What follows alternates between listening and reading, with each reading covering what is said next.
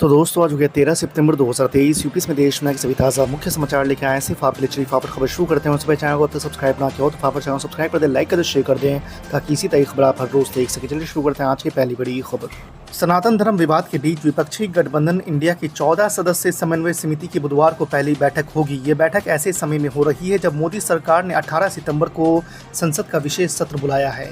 विपक्षी बैठक में आगे की रणनीति, सीटों के तालमेल, चुनाव अभियान कार्यक्रम और जनसभाओं पर चर्चा होने की संभावना है। बजरंग दल के सदस्य और कथित गौरक्षक मोहित यादव उर्फ मोनू मानेसर को मंगलवार को गिरफ्तार कर लिया गया है। आपको बता दें कि उसे गुरुग्राम के सेक्टर के स्थित बाजार से पकड़ लिया गया है। मोनू को न्यू कोर्ट में पेश किया गया, जहां से उसे 14 दिन की न्यायिक हिरासत में भेज दिया गया है। आपको बता दें कि राजस्थान पुलिस जहां मोनू मानेसर की तलाश नासिर और जुनैद की हत्याकांड को लेकर कर रही थी, तो वहीं हरियाणा पुलिस नू में हुई हिंसा में उसकी भूमिका की जांच कर रही है। आगामी लोकसभा चुनाव के लिए कांग्रेस पार्टी अभी से रणनीति बनाने में जुट गई है। इस बात को ध्यान में रखते हुए कि देश की सत्ता का रास्ता उत्तर प्रदेश से जाता है, पार्टी इसको लेकर खास योजना बना रही है। इसके तहत कांग्रेस की योजना 2024 के आम चुनाव में यूपी से कुछ बड़े चेहरों को मैदान में उतारने पर है। ऐसी जानकारी भी सामने आ रही है। कांग्रेस पार्टी के अध्यक्ष मल्लिकार्जुन खड़गे को भी चुनाव लड़ाने की तैयारी है। आंध्र प्रदेश में विजयवाड़ा की निचली अदालत से मंगलवार को तेलुगु देशम पार्टी के प्रमुख चंद्रबाबू नायडू को बड़ा झटका लगा है। कोर्ट ने घर में नजरबंदी की उनकी याचिका मंगलवार को खारिज कर दी है। आपको बता दें कि नायडू करोड़ों रुपए के घोटाले से संबंधित मामले में गिरफ्तार किए गए हैं। वह फिलहाल 14 दिन की न्यायिक हिरासत के तहत केंद्रीय कारागार में बंद है। टीडीपी चीफ के वकील जयकर मट्टा ने बताया कि नजरबंदी की अपील खारिज कर दी गई है। तृणमूल कांग्रेस के सांसद और एक्ट्रेस नुसरत जहां पर केंद्र एजेंसी प्रवर्तन निदेशालय का शिकंजा कस गया है। मंगलवार की सुबह नुसरत कोलकाता में ईडी के दफ्तर पहुंची, जहां केंद्र एजेंसी के अधिकारी कथित रियल एस्टेट घोटाला मामले में उनसे पूछताछ कर रहे हैं। ईडी ने पिछले हफ्ते उन्हें रियल एस्टेट घोटाले के सिलसिले में 12 सितंबर को पूछताछ के लिए बुलाया था। आम आदमी पार्टी के नेता और मनी लॉन्ड्रिंग केस में आरोपी सत्येंद्र जैन को बड़ी राहत मिल गई है। सुप्रीम कोर्ट ने आम आदमी पार्टी के नेता सत्येंद्र जैन को मिली अंतरिम जमानत की अवधि को बढ़ाकर 25 सितंबर तक कर दिया है। मेडिकल ग्राउंड पर सत्येंद्र जैन को मिली अंतरिम जमानत की अवधि को अदालत ने बढ़ा दिया है। बिहार के डिप्टी सीएम तेजस्वी यादव ने आरजेडी प्रमुख लालू प्रसाद के खिलाफ लैंड फॉर जॉब मामले में केंद्र गृह मंत्रालय द्वारा सीबीआई को मामला चलाने की मंजूरी दिए जाने पर कहा है कि इसमें कुछ भी नया नहीं है। कांग्रेस नेता सचिन पायलट ने दावा किया है कि राजस्थान का अगला मुख्यमंत्री कौन होगा, ये सोनिया गांधी, राहुल गांधी और कांग्रेस अध्यक्ष मल्लिकार्जुन खड़गे तय करेंगे। अशोक गहलोत या पायलट गुट इसे तय नहीं करेंगे। इतना ही नहीं, सचिन पायलट ने कहा है कि किसी भी तरह की गुटबाजी से कांग्रेस को नुकसान होगा। G20 सम्मेलन के बाद अब नजरें देश के सियासी घटनाक्रमों पर जाकर टिक गई है। खासकर संसद के विशेष सत्र को लेकर अटकलों का बाजार गर्म हो गया है। वहीं विपक्षी गुट इंडिया के पैंतरों पर भी नजरें हैं। विपक्षी गुट इंडिया की 14 सदस्यीय समन्वय समिति की पहली बैठक 13 सितंबर को राष्ट्रीय राजधानी दिल्ली में होगी। विपक्षी गठबंधन के नेताओं ने रविवार को बताया कि शरद पवार के आवास पर होने वाली इस बैठक में गठबंधन की रणनीतियों और भविष्य के कार्यक्रमों की रूपरेखा तैयार की जाएगी। हरियाणा में पार्टी के अंदर जारी मतभेदों के बीच कांग्रेस पार्टी के नेता भूपेंद्र सिंह हुड्डा ने खुद को मुख्यमंत्री पद का सबसे बड़ा दावेदार बताया है।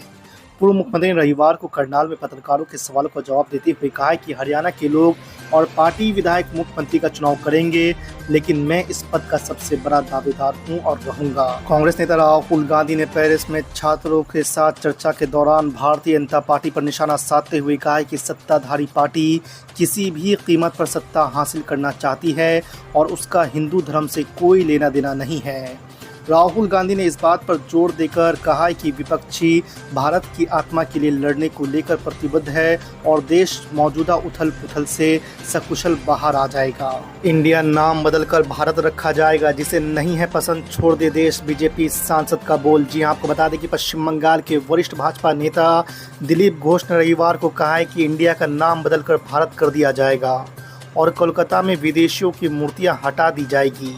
मेदिनीपुर सांसद ने कहा कि जो लोग नाम बदलने के खिलाफ हैं वे देश छोड़ सकते हैं। योग गुरु बाबा रामदेव रविवार की दोपहर काशी पहुंचे थे। उन्होंने इंडिया और भारत पर चल रहे विवाद पर अपनी राय जाहिर करते हुए कहा कि कुछ चंद लोग इंडिया कहने में गौरवान्वित महसूस करते हैं। अपने देश का नाम इंडिया तो था ही नहीं, बल्कि गुलामी के दिनों में ब्रिटिशों का ये नाम दिया हुआ है। आखिर भारत कहने में क्या परहेज है। सपा के राष्ट्रीय महासचिव स्वामी प्रसाद मौर्य ने घोसी उपचुनाव में पार्टी की जीत के बाद भाजपा पर तंज कसते हुए कहा है कि जनता ने सरकार का घमंड तोड़ दिया है। भाजपा सरकार ईडी के जरिए पूंजीपतियों और विपक्षियों पर छापे की कार्रवाई से लोकतंत्र को कुचलने का प्रयास कर रही है। युवा, किसान और व्यापारी सरकार की नीतियों से परेशान हैं।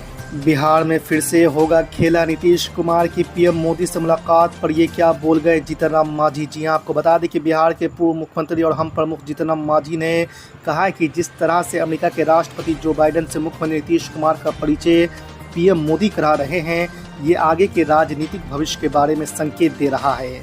क्या होगा ये आने वाले दिनों में देखिएगा, अभी सिर्फ कयास लगा सकते हैं। वाराणसी में काशी विश्वनाथ मंदिर से सटी ज्ञानवापी मस्जिद के एसआई सर्वे को लेकर मुस्लिम पक्ष को एक बार और फिर से झटका लगा है। आपको बता दें कि जिला जज डॉक्टर अजय कृष्ण की अदालत ने शुक्रवार को वजू खाने को छोड़कर ज्ञानवापी के संपूर्ण परिसर के एसआई सर्वे के लिए 4 हफ्ते का और समय दे दिया है।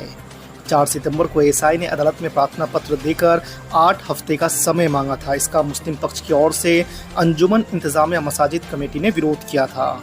अदालत ने दोनों पक्षों को सुनने के बाद 8 की जगह 4 हफ्ते का समय देते हुए 6 अक्टूबर को सर्वे रिपोर्ट मांगी है। बीजेपी को पिछले दिनों तब बड़ा झटका लगा जब नेताजी सुभाष चंद्र बोस के पोते चंद्र बोस ने पार्टी से इस्तीफा दे दिया। पश्चिम बंगाल में राजनीतिक दलों ने हमेशा से ही सुभाष चंद्र बोस की विरासत से खुद को जोड़े रखने की कोशिश की है। उनके परिवार के कई लोग कांग्रेस टीएमसी से चुनाव लड़कर जीत चुके हैं। ऐसे में चंद्र बोस के पार्टी छोड़ने से बीजेपी को बंगाल में बड़ा झटके के रूप में देखा जा रहा है। चंद्र बोस ने बीजेपी छोड़ने की घोषणा करते हुए कहा कि वर्तमान परिस्थितियों में पार्टी के साथ काम नहीं कर सकते हैं। देश में इंडिया और एनडीए गठबंधन के शक्ति प्रदर्शन के बीच 6 राज्यों की 7 विधानसभा सीटों पर उपचुनाव के जो नतीजे आए हैं वो सभी के लिए कहीं खुशी तो कहीं गम वाले हैं।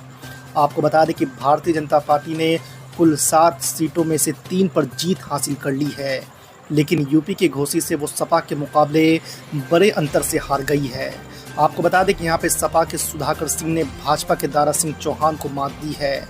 इसके अलावा टीएमसी, कांग्रेस और झारखंड मुक्ति मोर्चा को भी एक सीट मिल गई है। G20 शिखर सम्मेलन के रात्रि भोज की गेस्ट लिस्ट में कांग्रेस अध्यक्ष मल्लिकार्जुन खड़गे का नाम गायब है। मोदी सरकार के इस कदम को पार्टी नेता दलित विरोधी बता रहे हैं।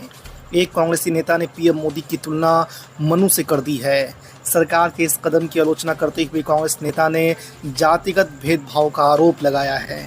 G20 शिखर सम्मेलन में भाग लेने के लिए अमेरिकी राष्ट्रपति जो बाइडेन शुक्रवार शाम को राष्ट्रीय राजधानी दिल्ली पहुंचे। बाइडेन की शुक्रवार को ही मोदी के साथ द्विपक्षीय बैठक भी हुई। अमेरिका से दिल्ली पहुंचने के बाद जो बाइडेन एयरपोर्ट से ही सीधे प्रधानमंत्री आवास गए।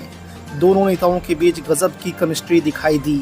उत्तर प्रदेश के घोसी सीट जीतने पर पूरी सपा में खुशी की लहर है। सबसे ज्यादा गदगद यादव परिवार है। सपा प्रमुख अखिलेश यादव से पहले ही शिवपाल यादव ने जीत की बधाई घोसी की जनता को दे दी थी। यही नहीं, पहली बार चाचा शिवपाल यादव ने समाजवादी पार्टी जिंदाबाद के साथ अखिलेश यादव जिंदाबाद भी बोला है।